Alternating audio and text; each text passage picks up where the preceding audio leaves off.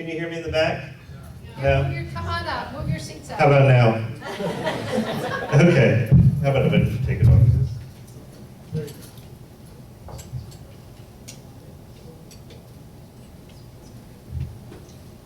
I have to say I've never had the national anthem sung before I talk. That was truly amazing. I feel like I should be in a sports uniform or something running out. And it was when Gloria called me or sent me the email about this opportunity. I said, "Are you sure you want me?" Oh yeah. And I was shocked by the number of people who signed up to come to this, and I'm a little afraid because I know I reviewed people's designs, and I'm just hoping that you're not waiting for me in the back of the place with a baseball bat or something like that. But let me take this off, and we'll get started. Mike took sort of my opening thing was how many people have been back here, at the first Founders Day. And first of all, it's amazing to be back here. Thank you so much. I'm humbled. My wife, BJ, can you just stand up?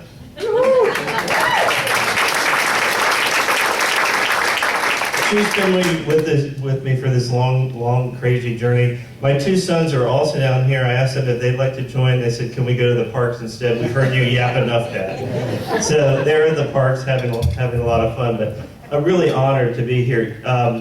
Yesterday I got picked up at the airport, dropped off at the hotel, and then did a little bit of work. But then just took a walk around Celebration. And it just blew me away. I did a little Facebook post that says, "I'm back in Celebration for Founders Day. I feel like I'm with an old friend." And it really is like an old friend. It's somebody, it's like your childhood friend that you sort of lost touch with, and you come back and you're so excited that they're doing well, and just the memories that come back. And it's for me, and I think for my family, this is a very spiritual and special place. So thanks for inviting me back. We're very touched and honored about this. Let's see if this works. There we go. Oops, wrong way. Oh, I broke it already. Let's see if I can get this. Okay. Which button do I click? This one right here? Okay. There we go. So we're here for Founders Day. I've been carrying around with all our moves these big boxes of memorabilia. And so when I was coming down here, I started going through these boxes. BJ was always asking me, "Why do you carry this stuff around?" And now I know, because I could find all these really cool things. So it's a little bit like going down memory lane. This was the newspaper, the Celebration Chronicle that went out, which talked about not only about the Meet the Builders event, which was on November 12th, and then the Founders Day event. But it was amazing, the Builders event. We had over 5,000 people come up and look at builders' plans. And I was in the background as a nervous wreck, because it was the first time the new designs for Celebration had ever been unveiled to the world. I felt like a fashion designer. My fall line was coming out. And I was pacing back and forth. And just to see how exciting it was. And all the work that went into making this happen was spectacular. So we had this, and making sure, there we go. And then, a week after we had the Builders event, we had this amazing day. It was organized, and as Peter Rummel said, he wanted organized chaos. And we were trying to figure out how to make a big event for the thing. For the launch of Celebration, one of the ideas was to do a line. Remember that? We were thinking we were going to do a line and have everybody stand in line. Whoever was first in line would get first selection of a house or a lot. And then we realized people were starting to plan their vacations 6 months out, and we're thinking about hiring people to stand in line for them. Then we're thinking of all the logistics of the bathrooms and food and rain, and we figured, no, that's not really the Disney approach. So we came up with this great idea for the drawing, which I think was a magical thing. I was, let's see, in the drawing, I was like 160 something for a custom lot, and need to say they were sold out by the time I got to my number. But and then these ideas of these Founders Day gatherings. This is a photograph from 1998, and who was in this photo? Do you remember? Stand up. You guys look even younger than you do in this photo. What I'd like to talk a little bit about tonight is, how did I end up here? What did I do? And then spend some time just, what do I know? Because I forgot, or what do I remember? And that's the real interactive part of it. Just ask me questions. There's something always burning you want to ask. Tim Johnson has a list of 9 questions. I think like 4 of them are for public consumption. 2, just 2, okay, just 2. So, and what do I remember? So, how did I get here? These 2 crazy people, I think, had a huge influence on why I do what I do. When I was a student at UVA, Jack Robertson, who was one of the master plan architects here, was the dean of the School of Architecture at UVA.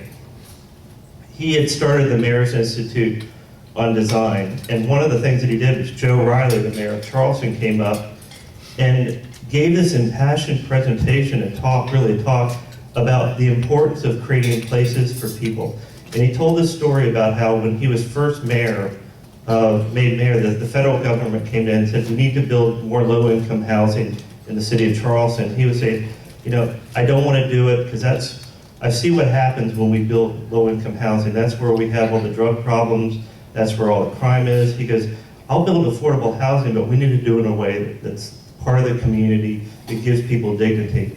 And he told a story how he was at a cocktail reception, and a woman came up to him who was serving drinks and said, Mr. Mayor, I'm so thankful and grateful that you helped me to get a place to live. And he goes, well, where do you live? And she said, I live on this street, on this house. And he realized that he had been successful because that woman didn't say she lived in the Jefferson Project or the Washington Project, but she lived on the street and had an identity. And that everybody needs that sort of relationship with a neighborhood and community. That it's not just a bunch of buildings, it's not just streets, but it's a place for human inhabitation and for feeling grand and good about yourself and your community. So that was Joe Riley from sort of the social aspect. The guy who looks like the crazy scientist is an architect, Leon Creer. The same time when I was at UVA, he was a visiting professor, and he was talking about the way we needed to approach our community development and community design and looking about how we do mixed use and how do we make things pedestrian-based. And he really, I think, he may not be the father, but at least the grandfather of new urbanism, because he's the one who influenced Andres Gawani, and we all learn from that. But the idea of working together. One of the highlights of living here was when Leon Creer came in towards Celebration, and he was walking down I was walking down Long Meadow, and my son Harry was playing in the playground, and he ran up to me, and I got a picture of my son with Leon Creer. Unfortunately, I don't have that photo anymore, though. But it was a great experience to see somebody, and I wrote a paper about him being a madman, or I'm not a madman, and I gave him a copy of the paper and he signed it for me, so I still carry that around. So these are the 2 guys who got me here. So I was practicing architecture. I was, realized I wanted to do something different than just draw pretty pictures for my clients. So I decided it would be a good idea to go to business school with the idea of if I could combine an architect's sensibility with a businessman's mentality, I'd have a better chance of doing what I ultimately wanted to do, was how do you create a positive impact on the built environment. So went to business school, needed to get a job, was trying to get a summer internship. Through all this work, I finally got an interview with the Disney Development Company. The strangest thing was I had sent resumes down, and I was at business school. BJ, we were dating at the time, was down visiting me for the weekend. We had visited some wineries in Virginia. We had a couple bottles of wine and a nice cookout. And I got a call from the human resources director for Celebration Company, wanting to know if he could do an interview at 9 o'clock on Saturday night. So Bija was outside the door. I was in my bedroom. She was just sitting there. Don't say anything stupid. Don't say anything stupid. Don't say anything stupid. So I had been thinking about, if I got a call from Disney, what would I say other than I love Mickey Mouse and Pluto and everybody and the Jungle Book. And I thought that if Disney could take their land holdings, because I've been doing research on the company, their development expertise, because I was familiar with their hotels they had done, and if they could take their family values and add it toward creating quality places, they should build a new town. And so I mentioned this to Paul Buss, the Human Resources Director, and he goes, well, that's funny you mentioned that. We're creating this new town called Celebration. So it was a perfect fit. So I came down for an interview. I got the job. Now, I had told Charles Adams, who hired me, one of the things I'd like to do on vacation was travel around to small towns and study them and measure the streets and photograph the buildings. And he thought that was great because that's what I was going to be doing. So the first week I was there and I needed the money. The paychecks came around, remember, every day on Thursday? That stands for every paycheck comes on Thursday. I was so excited to get a paycheck because I had zero in my bank account. And then I got this paycheck. If you can read it in the back, it's an official check for $0.00. That was my big payday. And I went up to Charles and I said, Charles, real funny. And he thought he had, he wished he had planned it. It was just an accounting error. I hadn't gotten my name into the system yet, but I had never cashed this check, so I still have it for $0.00 on that. So. And then these were sort of the job responsibilities that Charles had listed me. He always carried these little cards in his vest pocket, and when he came up and offered me the full job, he had this list of things and handed it to me, and it pretty much aligns with what I worked on here. So that's how I ended up here. I'd like to talk a little bit just about the celebration and the celebration goals on this. We were given sort of the celebration company. We forgot to mention Frank Wood with the celebration company. Raise your hand. He built all this stuff. We were sort of the mantra or mandate we were given was one is we needed to make it special. We needed to make it a memorable place. We needed to make history. We couldn't just do something that was a normal community out there. It had to be something unique and special. We needed to make it replicable. One of the things that was key is it would be easy, and we got a lot of credit early on, oh, Disney can just throw tons of dollars and everything and solve any problem. But we wanted to make sure that the things that we were incorporating into the town of Celebration, other developers could use, copy, replicate, benchmark from, and use in their community. So we want to make sure it was replicable. Very important that it was consistent with the Disney brand, because you could, shoot a bad movie, make a bad movie, put it on the shelf, it stays there. But you build a town, it stays there for a long time. So it had to be important. And then also, because we were a for-profit company, we wanted to make it profitable and make money from this. So these were sort of the goals, underlying goals of Celebration. Sort of the guiding principles from a design perspective or the place perspective where the idea is, let's focus on the experience more than we focus on just the plan. So the plan's important, the master plan, but the places we're creating is very important. I mentioned today on the tour, one of the exercises we did to focus on the experience that really helped us to understand how the pieces and parts would work together is that one of the brainstorming sessions we did, we had to each take a certain person, whether it was maybe it's a father with 2 kids, or it's a young professional female, or it's a retired couple, and create the day in the life of that person. And how would they interact with the school? How would they interact with the downtown, the parks? And so we could all understand that and put a storyline and a narrative to this place to help figure out how it all comes together so you can start to get those experiences. So one of the things, an early tagline was, the town you grew up in or you wish you did. And so what we wanted to do was sort of go out and look at some of those places. So what were the great places and what made them work? So we wanted to go out and look at places that were economically viable and sustainable, memorable, cherished places where people had a sense of emotional equity developed with them. They're replicable. Again, they used to call it stealing, they call it benchmarking now. We do a lot of benchmarking. So Savannah Square has a reason why it's called Savannah Square. So what they did was recognize a few people in here. I think that's you, Tim, right there, and Tom.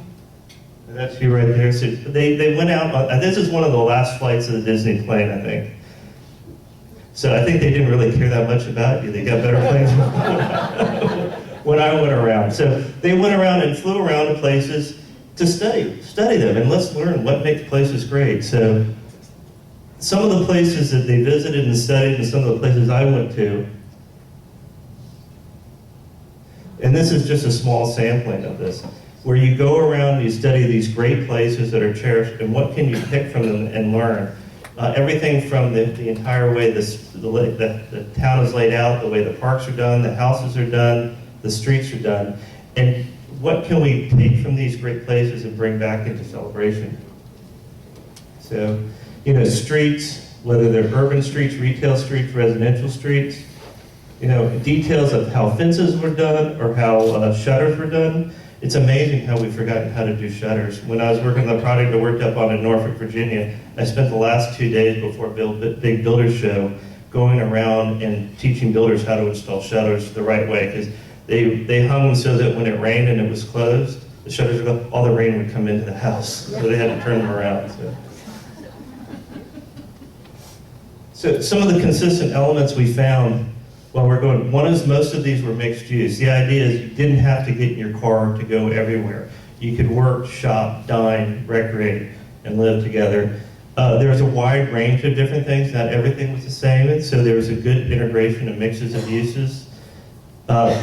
Big emphasis on the quality of the public spaces, whether it's the street or the parks or the greens that are around there, that became the sort of common denominator for the variety of different uses. Everything was pedestrian focused. It accommodated the car, but you could walk, you didn't have to get in your car. They had vibrant commercial centers, and they had great streetscapes, or what I like to call the outdoor room, which I think become the essential building block of the American town. So, what's a great American street? You know, I'm constantly amazed, you know, with Walt Disney World, and I think most of you guys recognize this photo. Disney has 4 theme parks. How many golf courses now, Tom, holes of golf? Numbers going down. No, numbers going down, but at the time it was like 99 holes of golf, right? Water parks, you know, restaurants and everything like that. But if you ask people, and the majority of people, you ask them, what's their favorite part or most memorable part of their experience at Walt Disney World? It's Main Street in the Magic Kingdom. And when you think about it, there's not a single ride there. You pay now $95 a person. I'm shocked. Yeah. Can you give me free tickets? Mail free tickets. 95. When we started here, it was $40 a ticket for a day. 95. But people will pay to have an experience of being on a street, and there's just shops and buildings. Nothing spectacular, but it's one of the most memorable things. So I think it gave us confidence early on, is by focusing on the streetscape, focusing on the quality of that built environment, we could create something that was magical, as magic as the Main Street in the Magical Kingdom. So this is one of my favorite streets that I was doing all the research, Little Craven Street in Beaufort, South Carolina. And it's amazing how it works together, all the parts work together to form an outdoor room.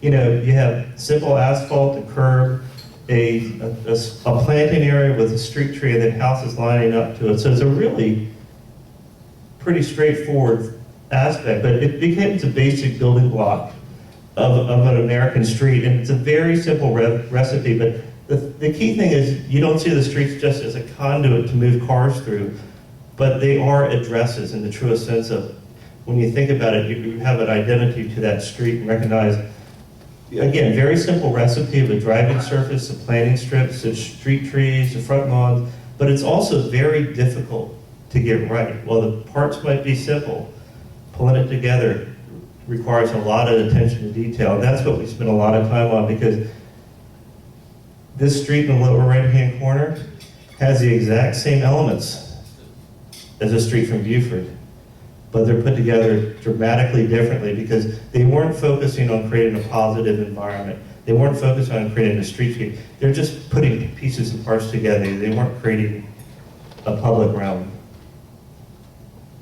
So the crafting and creating the address, more than a place to get your mail, it needs to be memorable, unique, appropriate, and requires the right vision, which I think we had. We had a fantastic team working together. I remember David Pace, who I worked with, who was in charge of residential development for a while.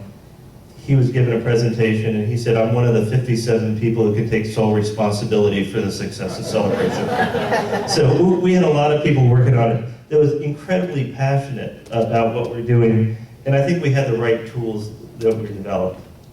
So I want to take you a little bit of just a case study. One of my favorite places, Veranda Place, Fernand Park in Celebration Village. So, you know, I think everybody knows.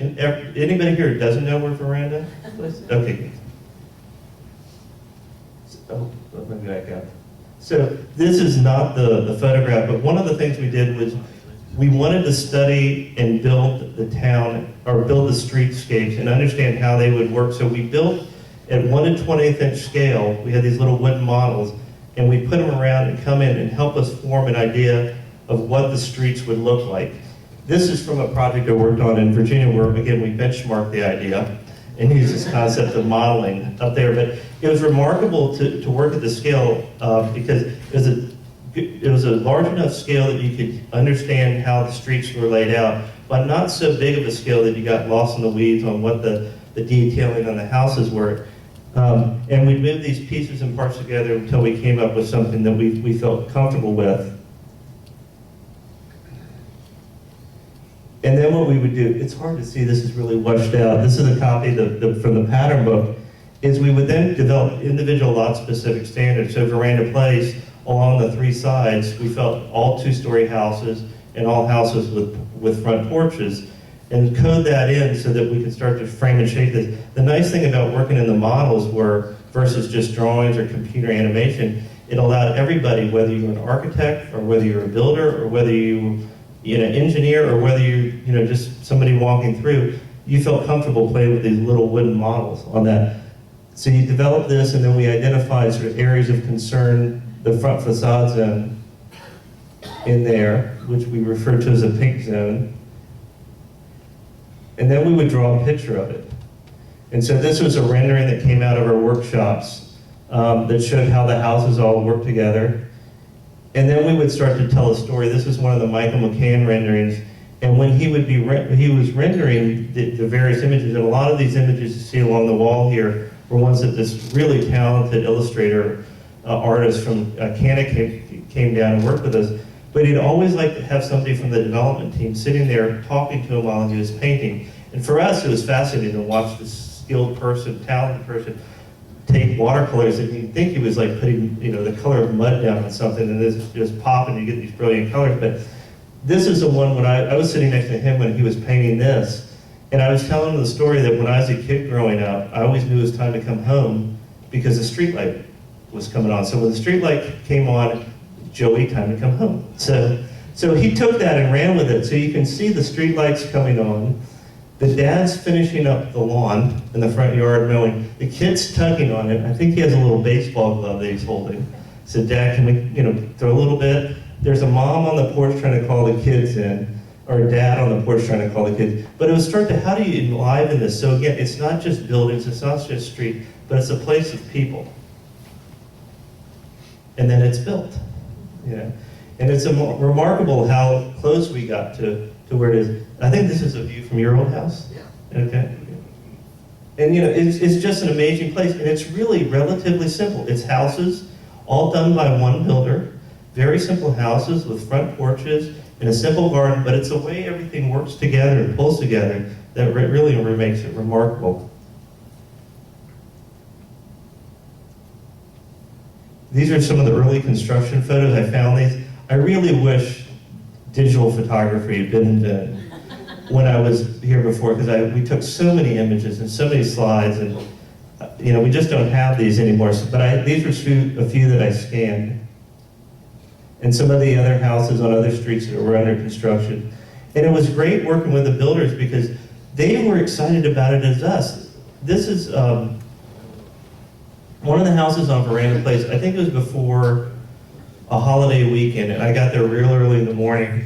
And one of the guys, I think he was one of the painters inside the houses, drove a pretty beat up car, had 2 little kids asleep in the back, still in their pajamas. It was about 7:30 in the morning. And he was getting out of the car and he was taking photographs of the houses. And I was just, I asked him, what are you photographing? He goes, I'm going home for, I think it might have been Thanksgiving or something. He said, I'm going home for Thanksgiving, and I just want to show my parents what I'm working on. Here's a painter. Probably had never had that sense of pride. He had so much excitement that he was part of building this wonderful neighborhood, and it always just touched me. It's a tough life, but he was doing something that was adding so much value, not only to all of us, but adding value to himself. But so some of the early houses, sorry I get a little emotional about that one. Don't get emotional about this one. So this is when Tom didn't know how to shave. It must have been right after Disney Development Company and Walt Disney Imagineering merged so that we could then grow facial hair. I still can't grow facial hair that well. But I did have longer hair then and a smaller stomach. But these are some of the other streets. This is, I think this might be Campus Drive, and this might be Jasmine, but from '96, some early photos. This is Water Street from '96, and then Water Street, I think this was like 2002. This is Long Meadow. Earlier today I was telling about the playground in Long Meadow, and one of the things that I'm glad I got overridden on was when they were when they were developing Long Meadow, when we were designing it, the landscape architects wanted to put a playground in there, and I go, you can't ruin this beautiful environment with a playground. Of course, I didn't have kids at the time. I'm so glad that they said, no, Joe, you're stupid. No, because the playground is what makes it, and I remember the life that you have with it. It would be a completely different place without that quality of the playground. So sometimes I'm glad people don't listen to me. Don't tell my wife that, though. And then, the team, this is, I think, the groundbreaking team. I don't know why they were wearing those outfits. I think it was some sort of parade thing or something like that. But then some of the renderings that were done early on, and I think you guys have probably seen these, but this is Golf Park Drive, Academy Row. With the townhouses, there weren't a lot of townhouses in Central Florida built at the time. I think at the time there were like 11,000 new residential units being built and absorbed into the Orlando market back in the early 1990s. Of that 11,000, I think there are 181 townhouses in the entire MSA. We didn't do this because it was market driven, but we thought it was the appropriate thing for building in town. I remember going to Don Florin, who's the president of the Celebration Company, and saying, Don, I'm a little worried about these townhouses. They're either going to be the worst thing we have or the best thing we have. And Don, in his very straightforward way, said, well, Joe, it's simple, make them the best. So I think the townhouse ended up fantastic. And it was actually, again, benchmarking from townhouses in London and look at the way they take things and create those. This is Sycamore, and one of the things that, again, Michael McCann liked to do is I gave him a photograph of my wife and I getting ready for a wedding. So that's me, and that's my wife. We still have that photo up, don't we? Yeah.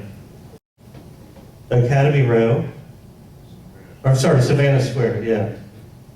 And then one of the big challenges was alleys. Everybody was very nervous about alleys because only bad things happen in alleys, and alley cats and trash cans and deviant behavior. So it was very important to us to spend a lot of time understanding the alleys, how they work, studying them, and then creating, not only guidelines to help with the alleys, but also rendering them and showing them how the pedestrian paths would work, how the alleys would act. And walking through today, it's amazing. The alleys are beautiful. You guys are doing an amazing job. Let's call them lanes instead of alleys. It's much nicer on that. And then this is, just some of the Charleston singles. This is David Pace and his son Carson and his wife and their dog. And I think Catherine might have been pregnant at the time. So this is really washed out, but we can talk about the pattern book later. But it was a great tool and invention, and during the question and answer period, we can address that a little bit more. And then one of the things we did was sort of educating the builders that we brought in to build these houses. We had criteria that we looked at for bringing the builders in. One is good track record of customer service, financial strength and stability. Did they want to do something unique and different? They had never designed or built houses like what we were asking them to do. It was a completely foreign world. It'd be like me, arriving in China and asking to talk. And so we had to educate them. So one of the things we did was we brought all the builders, their design teams and some of our design teams up to Charleston and did tours and looked through neighborhoods and studied it. And it was tense at first because they thought we were crazy, to doing it. And we walked through, and one of the sort of turning points was when we went through this little neighborhood called New Point outside of Beaufort. And some friends of mine who were developing it, I didn't tell them we were arriving with 2 buses with a group of national builders and famous architects and all the Disney muckety-mucks. They were just, Bob and Vince were just standing out there in their jeans and saying, well, we just tried to do this neighborhood, and we were able to convince the builders that if these 2 young guys in jeans can do it, all these smart builders could do it. The most amazing thing was, at the end of the 2 days, we were walking through Charleston and had a tour of downtown Charleston, historic Charleston. Bob Stern, who probably is the most highfalutin, architect there is out there, walking down the street with one of our builders who was closest to, I just got out of a pickup truck builder. We're walking down the street looking at houses and trying to figure out how to work out details. And how could they take that type of detail and make it work with today's materials, today's craftsmen. So that was a pivotal point in the builders getting to trust us getting to know them as people, but also understanding that what we could actually do. The other exciting part was the downtown, which was sort of like the Museum of Architecture. This is a photograph of Michael Eisner, the tall one, and Bob Stern looking at the Celebration Downtown model, where they brought together, this amazing array of sort of top-tier talented architects to do the buildings in the town, and working together, develop something that really became the center and the heart and soul of the environment. The bank by Bob Venturi, Michael Graves, the post office. The story was, since he had already been given the biggest building on Walt Disney World property, which is a Dolphin and Swan, he would get the smallest building in Celebration. This is one of my favorite. I think it just is an amazingly cute little building. I think the other thing that was spectacular about it is Joe the postman. Remember? Retired. Yeah, he'd come in, and I don't think we had ever been there, and he knew both of our names. I don't know how he did it, and he'd say, how's the kids? And I mean, that's what made community. I think if you couldn't cast a more perfect person for that job on that. The town hall, which probably is the most controversial building, and correct me if I'm wrong, I'm sure you will, but I guess when this was presented to Eisner, Michael Eisner, and they had the model, he was looking around and he said, there seemed like a lot of columns here. And Philip Johnson, the architect, was there. And Philip Johnson, who was probably in his mid-80s at the time, walked around and looked at the model, and he goes, yep, there are.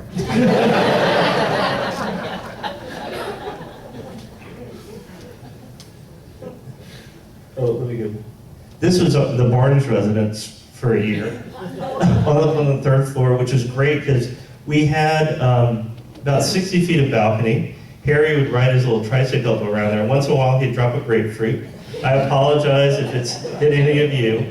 The most amazing thing was every night at 9 o'clock, we saw fireworks, And so the first time we walked into the apartment, we were looking at it the night before moving in with him, it was just at 9 o'clock, he opened the door, and there were fireworks going on. So he was, 2.5 at the time? He thought every time he opened the door, fireworks would go off, so. And these are some of the shots of construction photos. This is a tower. It was the old Preview Center. You can see, where D'Antonio's is along the lake. And some of the early street shots. We started to get a lot of, early press. These are some of the, I think Beth Belknap, who's wrote for the Miami paper, architectural critic for the Miami paper, gave a big tour, but this is with Jack Robertson, Bob Stern, and Ray Andrews and the gang. You've seen a lot of this photos all over. This was the most amazing thing, to pull all these people together. For me, being an architect, it was like kid in a candy shop. All these famous architects running around. The most amazing thing is when because there were so many famous architects. Usually when they're the famous architect, they're the only one in the room, so they feel like they're Mr. Famous Architect. Because there were a whole bunch of the famous architects in the room. They were all really normal people, and so we had nice conversations with them. It was the first time I ever met Michael Eisner, and I was part of the committee to work on this, and we're getting everybody ready to go out for this big photo, and Greg Albrecht, who was our marketing director, he said, "Joe, why don't you get up and tell everybody what we're going to be doing in the morning?" So I hop up on the table, bang my glass, and then I'm sort of stand there, and I look out and I go, "Oh my gosh, there's Michael Eisner." "Oh, there's Michael Graves."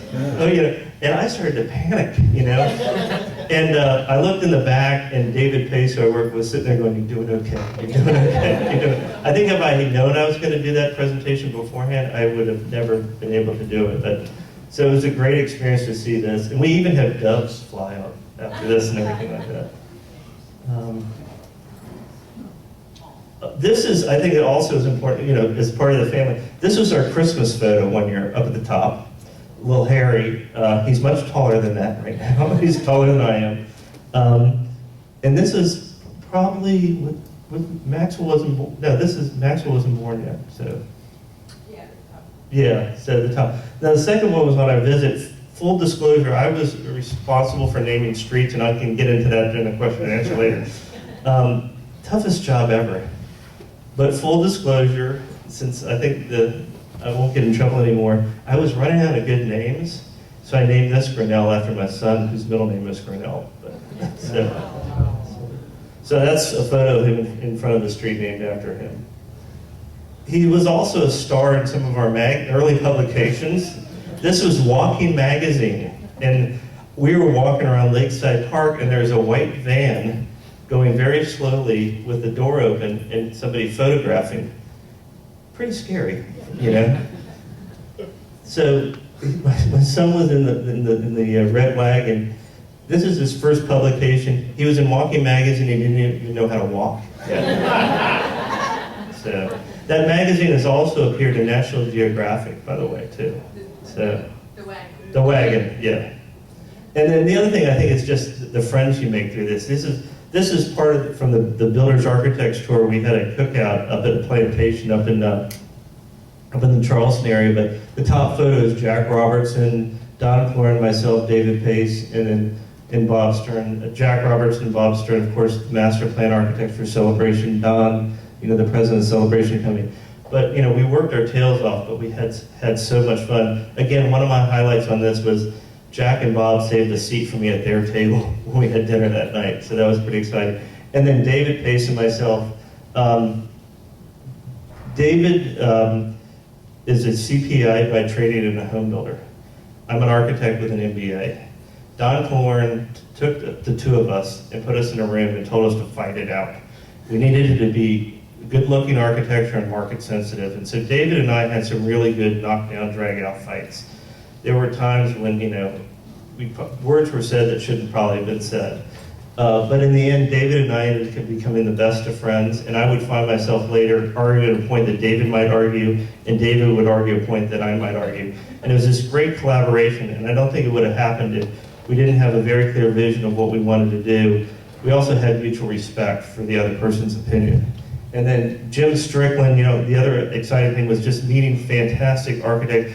Jim Strickland at the time, nobody knew of Jim Strickland. Now he's become one of the highfalutin architects. When he did some of the early houses at Celebration for a very low fee, I don't think he'll pick up the phone for that anymore for what we paid him. But it's just a great, great group of people.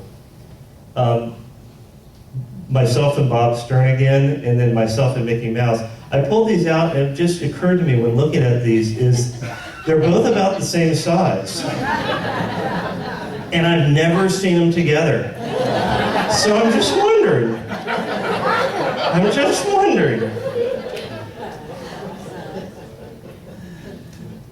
So, Celebration got so much press and so much scrutiny, and it's been called so many different things. I mean, it's been called a subdivision on steroids in one article. It was called Two Dimensional, and we like to play fun with that because our original preview center, which was two-dimensional, it was just wrapping it was genius. It was actually, I was showing you the presentation earlier today, she goes, I don't remember that house in the background, and it was just a painting. It was drawn at quarter-inch scale, watercolor, blown up to life size, and the stipple dots from the little thing are all about this big, you know, so it was just such a creative way. We sort of poking fun at ourselves. It was called Two-Dimensional. Some people called it a fantasy land, some people called it a theme park, and some people called it an architectural museum. You know, I always have to remind people, Celebration is not an ideal city. It's not a perfect place.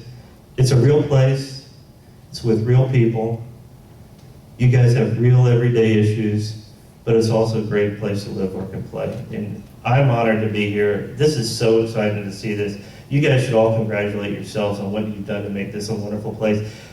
As a developer, we can only build the hardscape, the streets, we can build that, but what makes it come to life is people like you, so congratulations on that. Some of the key lessons learned, I think design adds value. I usually come from the design side, but it adds value from an aesthetic standpoint, a social standpoint, and economic.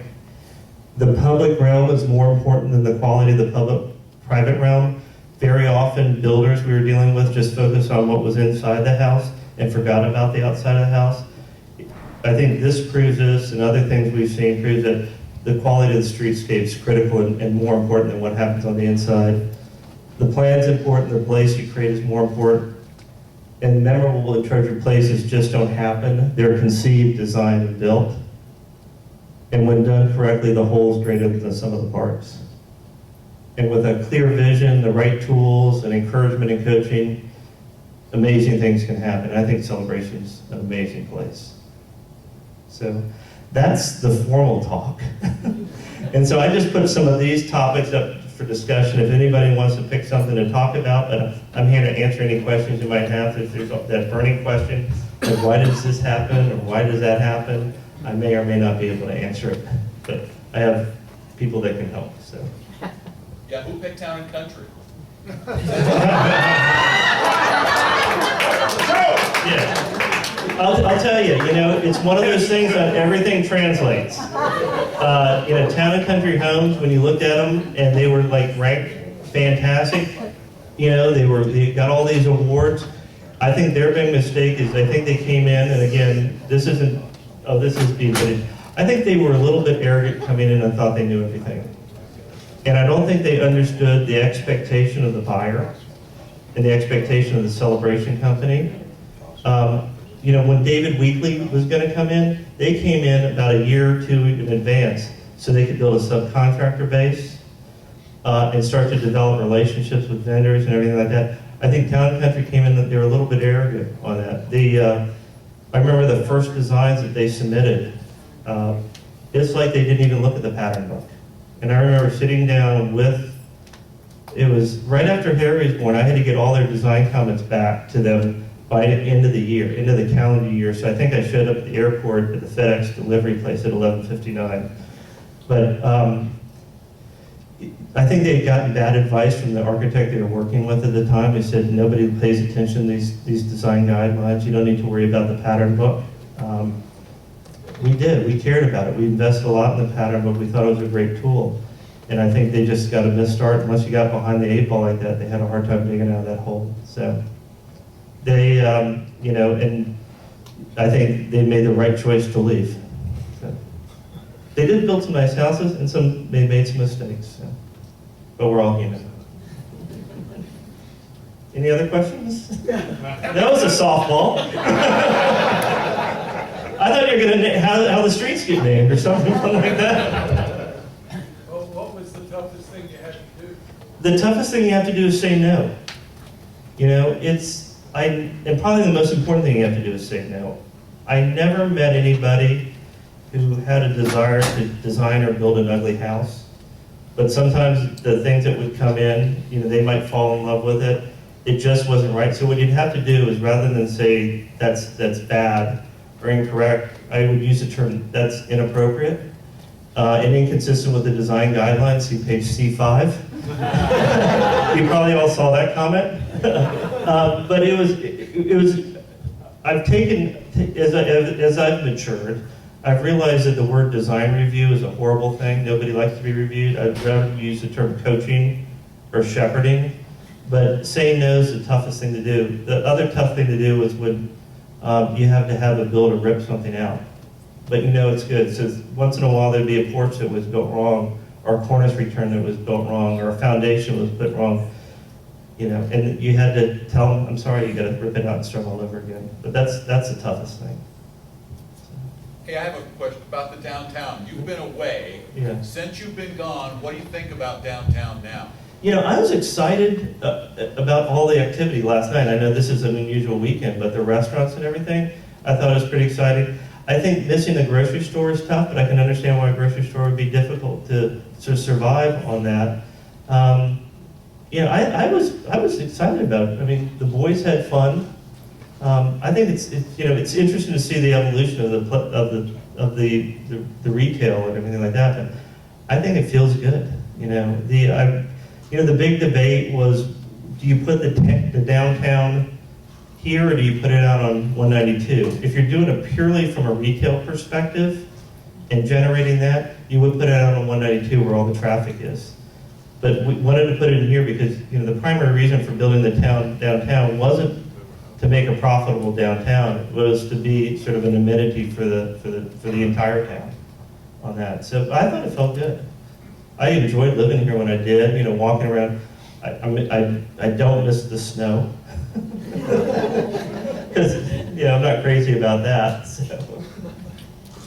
Joe, what has surprised you from a good and bad standpoint of coming back and seeing Celebration? Yeah. Some of the things you did you thought were going to work, probably worked. Some of the things you thought were going to work, didn't work. Well, everything I thought would work did. True architect. Yeah. You know, I think one of the things I think that would be interesting is more diversity in some of the housing.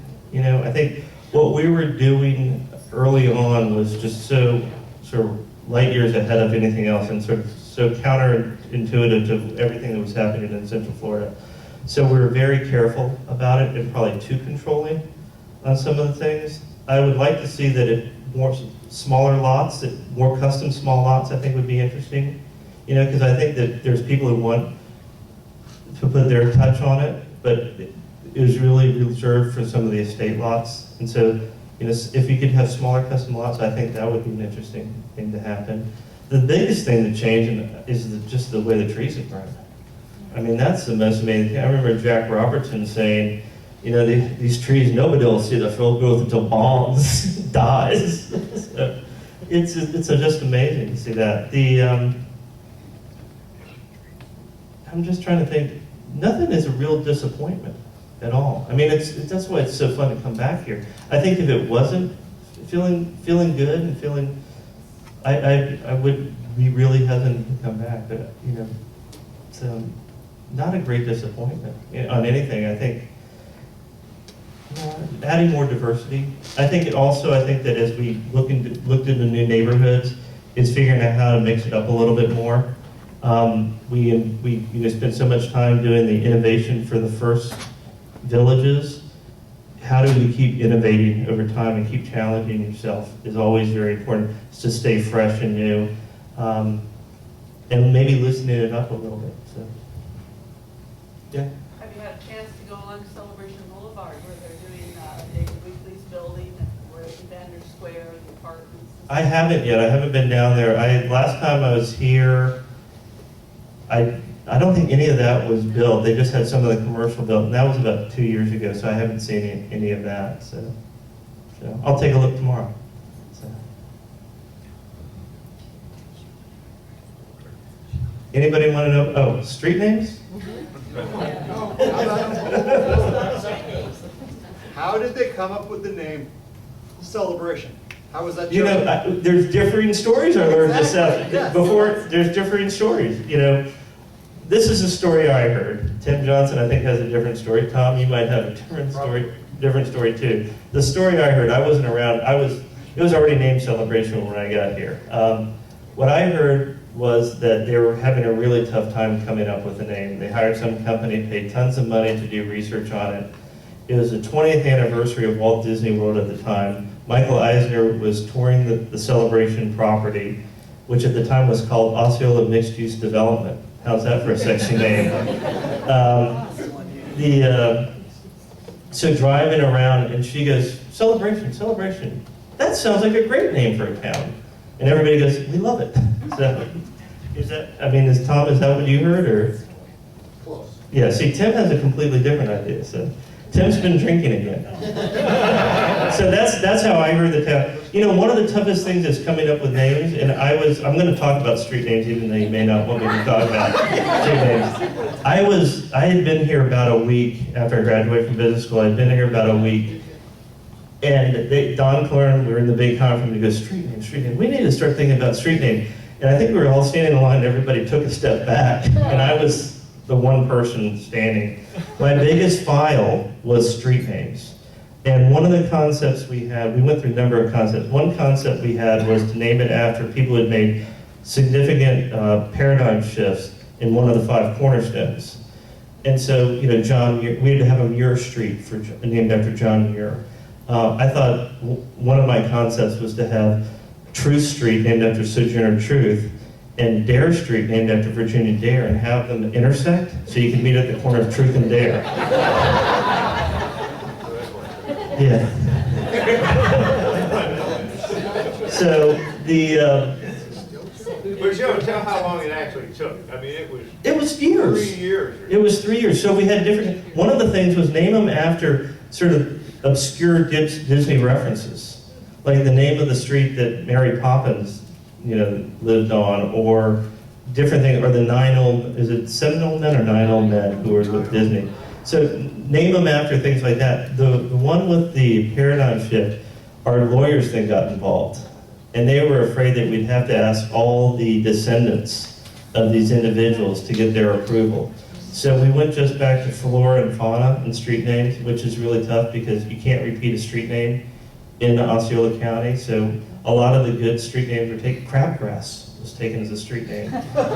So we went through and looked at maps of places we had visited, and some of them stood, like Front Street. What a great name for Front Street. Water Street because it had water on it. Long Meadow because it was a long meadow. Arbor Circle because it's a circle around an arbor. You know, things like that came in, but that was one of the toughest things to do. But my file was naming streets is like naming grandchildren with 52 grandparents. Everybody wants to say something. You know, it's like when our sons were born, we didn't tell anybody what their names were going to be because we knew that they would say, "Ooh, I knew somebody in college that name. They're a real jerk," or something like that. So, the idea was you create something that hopefully sticks, and hopefully one of the criteria was it's easy to spell and pronounce. So that's my street name story, and I'm sticking to it. Yeah, there you go. Debbie's got a great one. Who came up with Celebration Place and Celebration Place, that intersection? Next guy question. Not me. Somebody who lived in Atlanta and liked Peachtree, meaning Peachtree, maybe. You know, it was the issue of we could repeat the name twice, and I think we have Celebration Avenue, Celebration Boulevard, and isn't there another Celebration? Yeah, it's very confusing. I think we wanted to deal with the brand, and we probably overused it. We should have come up with a different name for that. So. Lake Evelyn was named, the engineering name for that was LV-11. So we named it Lake Evelyn. Somebody thought maybe somebody had an Aunt Evelyn or something like that. So. There's Paul Stan. Paul Stan was we were running out of names. And so we actually got with some of the infrastructure. I think, Frank, you helped on this, or some of your team did. They were talking to some of the guys who used to hunt this property back here. And like they would call different areas. So we named it after some of the old historic names that the guys who did some of the hunting on it. So I think Jeter Bend and Paul Stan and things like that. So it's tough naming, running out of names. So. We've always wondered, is it can or Can. You know, I think what happened, the end from the inn from Nandina jumped over to Cannes. Well, I was gonna ask you. Yeah, Dina. and I think what happened was there was a typo on the plat, and it was just too hard to change. And people had addresses and everything like that, and I said, you know, it'll be an urban myth, a story, but yeah, so that's how that happened. So if you live on that street, I'm sorry. We had to move. Okay. We lived on, what was it, in Prescient Street? Talk about that, prescient. We always had to spell it, you know, so people thought we lived on President Street. So Was Wisteria before or after Desperate Housewives? it was before. It was before. Yeah, Wisteria Lane, you know. It was, yeah, that was tough on the streets. Let's see. What did the development industry think of Celebration? They thought we were nuts. I remember some of the ULI tours coming through, the Home Builder Show. When we opened up the Showcase Village, the 3 houses there that are coming in along there, we had the Home Builder Show come in and give a tour, and I just remember them just saying, this will never work, this is just, you're gonna fail, it's idiotic, nobody's ever gonna wanna live like this. Now it's funny, you go to these builder shows and you go to the ULI, all they talk about is stuff that we're doing now. I think we just had some great thinkers and a great team working on this that broke conventional wisdom, but learned from the past and we're looking forward in the whole thing. Could you let them know it was Nadina Street that you were talking about? Oh, yeah, Nadina, yeah, that's where the inn, and I forget how it ended up spelling, but the inn jumped from Nadina to Nadina, something like that. So it was a typo in the plat, and that's why it ended up that way. So. Joe, what was your involvement with the pattern book and working with UDO? Oh, I'm glad you asked that question. One of the first things that I was assigned to was to develop the design guidelines of Celebration, and that was sort of my major focus, what I got hired for. And so I remember I had developed this whole list of things and had written in white paper and had an outline of all the steps and did a table of contents for what were called the design guidelines at the time. And I remember going over, and Wayne Chow, who was a senior executive vice president of design, sort of my boss's important guy, let's just put it that way, important guy, especially in the architectural world. I sat down with him and showed him what I was planning to do. He goes, Joe, this is wonderful, this looks good, but didn't you just get married? I go, yeah, I'm newlywed. He goes, listen, I think you can do a marvelous job on this, but if you do everything you're saying, you'll never see your wife, you'll end up divorced. So what you need to do is you need to find the best person out there, the best team out there to help develop these design guidelines. So we went out, and I think I probably had proposals and requests for qualifications from 20-some firms across the country who had done design guidelines. And you looked at them, and most of them seemed like they were, legal documents. They were all about what you can't do versus what you can do. There was nothing that inspired. It was like another form of taxation. So we had gotten an article, there was an article in Progressive Architecture magazine about this firm out of Pittsburgh who had done this affordable housing neighborhood in Norfolk, Virginia, which is right next to where I grew up. And when I was up there visiting mom one time, I drove through it. It was just a beautiful neighborhood. It's the type of neighborhood I would live in, yet it was a subsidized housing project in the city of Norfolk, but just good, simple, clean architecture. So I was heading up to Pittsburgh for a meeting, and I figured I might as well swing by and meet these urban design guys and see what they're all about. So I remember calling Ray Gendros up, and who's the chairman of Urban Design Associates, and I told him I was coming up. He said, well, I'm flying in from another meeting. We can meet at the airport and come in together. And I said, well, how will I recognize you? And he said, I'll be wearing a beret. And he goes, how will I recognize you? And I said, I'll be wearing a bow tie. He goes, ooh, scary combination. Scary combination. And I went up there and I talked to him about our idea, how we wanted to create something that educated, inspired, that wasn't a rule book, but it was a book on how do you get good architecture. And he goes, well, what you're talking about is you're talking about a pattern book. And I go, what's a pattern book? And he went into his library and he pulled out all these pattern books like Asher Benjamin's Complete Builder's Guide. We talked about Palladio and the 4 books of architecture.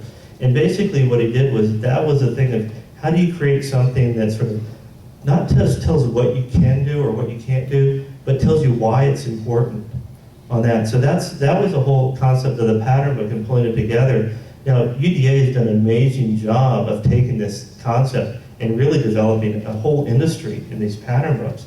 And I've used them on a number of other projects, but for me it was great because when I'm sitting down when it's doing design review, and now I call it design coaching, it was never Joe Barnes saying, that this is incorrect. We had this great document that helped people understand sort of the whys and the reasons and putting the house together, pulling it apart and then pulling it back together.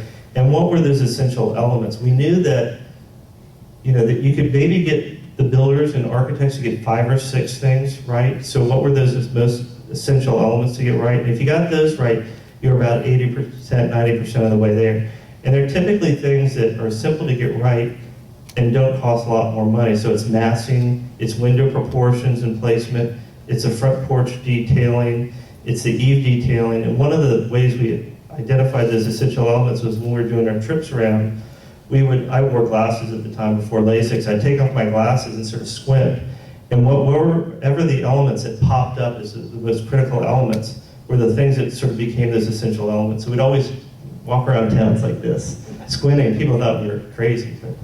So that was the evolution of the pattern book. It's just a fantastic document. And I as a town architect, and Mark, where are you?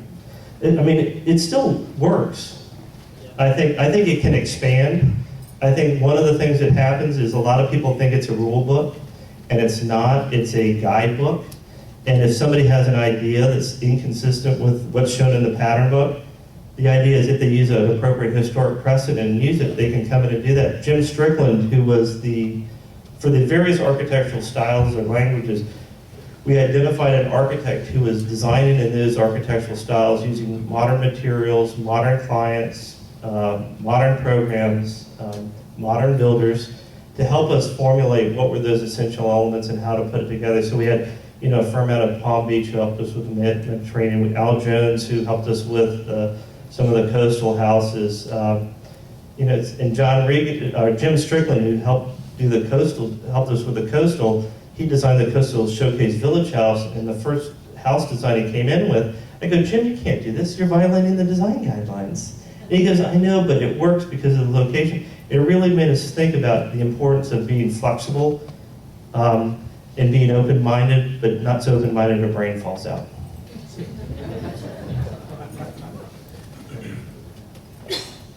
Celebration's one of the most successful new urbanism developments. What are 3 or 4 others of the best in the world? Best in the world. Well, I'm biased on these ones. I think the project I worked on in Mount Pleasant, Ion, is spectacular. I think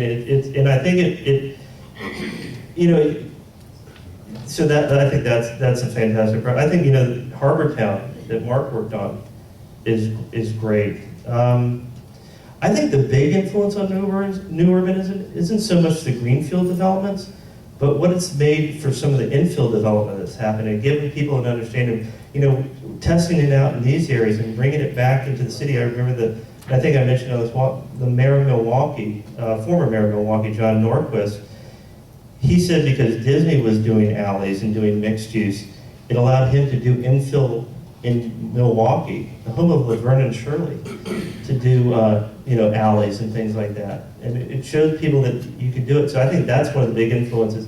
Jeffrey, what do you think some of the best urbanist projects?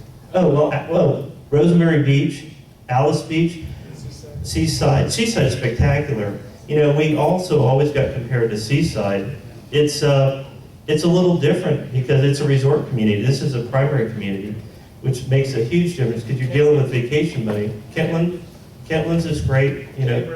Daybreak, which is a project out in Salt Lake City, Utah, is fantastic. And one of the challenges that's happened with a lot of new urbanist projects is that a lot of the people who start these are driven by passion, which is very important, but they don't have the expertise to execute. So there's a lot of fantastic master plans out there on paper, or projects that got started and failed because they didn't have the expertise in the development. That's, I think, what Disney did so well is pulling together some really amazing professionals, who are very skilled in what they were doing, both internally and externally to execute and pull it together. We studied it a lot. We didn't want to make a mistake. We did make some mistakes, but I think we had more victories than mistakes. Is the momentum of new urbanism beginning to overcome the momentum that's been in place since the war of suburban sprawl? Hey, Joe, can you repeat the question? Yeah, the question was, is the momentum of new urbanism moving fast enough to replace the momentum that happened with suburban sprawl that happened after the World War II?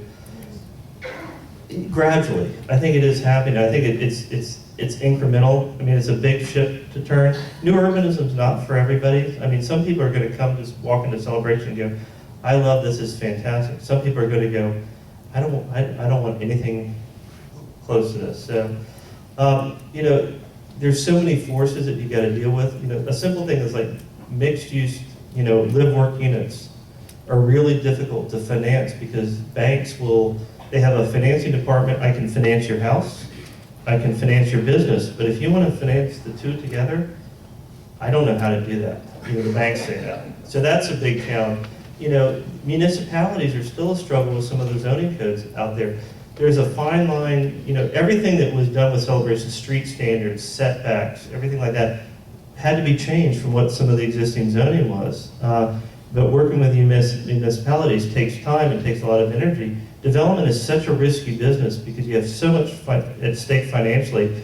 You got to be really be passionate or crazy sometimes to fight those battles that you have to fight for simple things like I want a turning radius that's a little bit tighter so cars don't go around the corner so fast so they don't hit a kid. Or I want a street that's a little bit narrower so that cars go at a reasonable speed. Or I want to have houses that are set close to the sidewalk so that people can converse on their porches. Those seem like really simple things, but they take sometimes, they do take acts of legislation to change some of those things. So gradually it's happening. I think the demographic shift in America is really different. I mean, a lot of communities are built for that family that has, 2 parents and 2 kids, or 2.5 kids, or 2.3 kids. That's only makes up 20 to 25% of the buying market out there right now. With the aging demographics, you have more people that are looking for more diverse communities, more walkable communities. One of the big things that's a driver in where people live is education. And some of the things that are happening with charter school legislation or, allowing people to have school choice. I think if everybody had school choice, it completely changed some of the dynamics of where people live. Because I know that a lot of people, they pick the school district first probably, if they have school-age children, and then look elsewhere on that. So there's so many factors, but to answer your question shortly, yeah, I think it is. So, slowly. You got me on a soapbox there. So. Yeah. Yeah, parking downtown, were there ever plans for a ramp or anything that would help accommodate large gatherings? I think one of the early schemes for the parking area that's sort of, I guess, is that west of Sycamore Street or north or whatever, to the side of where Sycamore Street, that area there, there were plans that we showed where you could build around the perimeter and then do structured parking in the center. I don't know if that was ever planned in the current concept, but the idea is you could backfill in structured parking. The challenge with structured parking is just the cost of it, and did the land values ever match up with, made that level of investment work for it. So, but I think there were initial plans. I don't know if they've been executed that way. So I'm getting a no from Tom. There were plans. There were plans, but they weren't executed. Okay, yeah. What was the reason for not incorporating sports fields? And repeat the question. The reason, what's the reason for not incorporating sports fields? I don't have an answer to that. I think using the school area, the sports fields for that, was the thought process. I'm not sure what the rationale or what level of sports fields would be needed. Let's say, you're looking at today where you have major complexes with Yeah. 2 or 3 baseball diamonds. Yeah. 2 or 3 You know, one of the things too, and maybe, I don't know if this is going to answer your question, I'm dealing with the same issue in a project I'm working on up in Mount Pleasant, is that it's a balancing issue of creating the sports field, but also creating a walkable community in places where kids can walk to the sports fields. And if you're creating a large complex with the parking requirements and the lights and everything like that, it sometimes counteracts the idea to make them pedestrian, walkable, and things like, and aspects of that. So you're balancing off those. Is it a drive-to place or a walk-to place? And I think our big emphasis in Celebration early on was a walk-to place. The project we're working on in Somerville, South Carolina, we're going to have sort of both, some smaller play fields, but we also the need for a regional park because it's going to be part of the Berkeley County Park System on that. So. Was it ever thought of to make Celebration a gated community versus a not gated? You know, I think there probably was a discussion, but that went away in about 2 seconds. I think we wanted to always make it open and accessible. So if there was a discussion, it probably went away like that. So. In hindsight, with the aging population, would you incorporated more facilities such as assisted living or senior centers? You know, there wasn't. Oh, the question. Thank you. The question was we incorporated more assisted living or seniors living? At one time, we were looking at, and I don't know what it's been developed as yet. What was little Sessions Village area. We were looking at talking to a number of seniors housing developers for that parcel. I'm not sure what ever happened to that. I know it developed into condominiums, but so there was a look at that. The other thing that I think a concept was in addition to having that, was that if you could develop a place where you could age in place, and so over time you have this mix. But there was some discussion about that early on of having some seniors housing, and we did talk to developers about it, but I just don't know what happened with that. So. Joe, as the second town architect, and I think Mark can attest to this, you made our job easy. The work you put together, the pioneering work you put together, made our job easy, but it also made our lives very wonderful. The place that you've created here is irreplaceable. They can change other aspects of technology, other things in the cornerstones, but the place is set. Yeah. It's been set very well. I just want to thank you. Oh, thank you.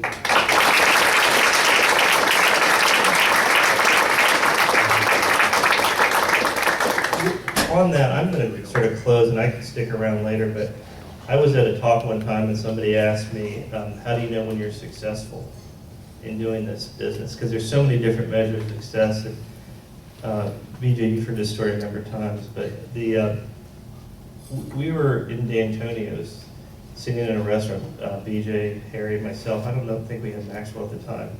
And I'm sitting there and the waiter brings over a dessert. And I'm like, we didn't order the dessert. I won't eat the dessert. We didn't order the dessert. And he goes, no, the family over there sent it to you. And so I walked over and I was thinking, first of all, maybe they were going to bribe me because they had something coming in for designer day.